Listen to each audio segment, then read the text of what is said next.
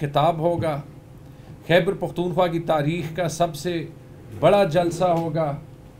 Prime minister Imran Khan جو پاکستان کے 22 کروڑ عوام کے دلوں کے پرائم منسٹر ہیں، ان کا پہلا خطاب ہوگا اتنا تاریخی سٹینڈ لینے کے بعد، اور ہم نے ایک بار پھر دکھانا ہے، جیسے پختونخوا نے اور پورے پاکستان نے اور پاکستانیوں نے پوری دنیا میں دکھایا کہ ہم خود سے جائیں گے، خان صاحب کے لیے، پاکستان کے لیے، اپنے لیے۔ اور پھر پختونخوا نے کل اسمبلی میں دکھایا کہ ایک پختونخوا میں نیا پاکستان ہے، پرانا پاکستان ہوگا تو کہیں اور ہوگا، اور انشاءاللہ زیادہ ٹائم کے لیے نہیں ہوگا۔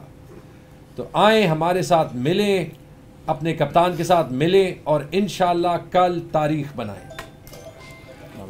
جی بسم اللہ الرحمن الرحیم۔ آپ سب کا شکریہ۔ امید ہے کہ آپ آج کی اس اہم پریس کانفرنس کی کوریج ضرور کریں گے۔ کل بروز بدھ وزیر اعظم صاحب جو ہمارے ابھی بھی وزیر اعظم ہیں، ہم سمجھتے ہیں کہ انہیں بیرونی سازش کے تحت انہیں ہٹایا گیا ہے، اور وہ ابھی بھی منتخب وزیر اعظم ہے۔ ان کے ساتھ جو سازش رچی گئی ان کے خلاف، وہ پوری پاکستانی قوم کے سامنے ہے، غیرت مند پاکستانی قوم جو خوددار قوم ہے ان کے سامنے ہے سب کچھ۔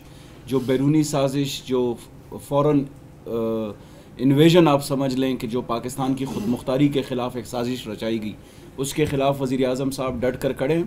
اور میں خیبر پختونخوا کے عوام کے بہاف پر یہ پیغام دینا چاہتا ہوں کہ ایک تو ہم شکریہ ادا کرتے ہیں کہ قائد نے پشاور کو چنا، پشاور سے اس تحریک کا آغاز کر رہے ہیں، اور ہمارا حق بھی بنتا ہے عمران خان کی قیادت کے اوپر تبدیلی کا جو ہم نعرہ لے کر آئے تھے، اس کی شروعات بھی خیبر پختونخوا سے ہوئی۔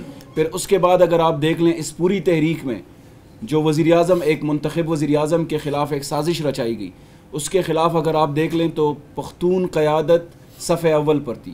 اگر آپ پرویز خٹک صاحب کو دیکھ لیں، اسد کیسر صاحب کو دیکھ لیں، قاسم سوری صاحب کو دیکھ لیں، علی محمد خان صاحب کو دیکھ لیں، جتنی بھی پختون قیادت تھی وہ وزیر اعظم کے شانہ بشانہ آخری دم تک کڑی رہی اور آخری دم تک لڑتی رہی۔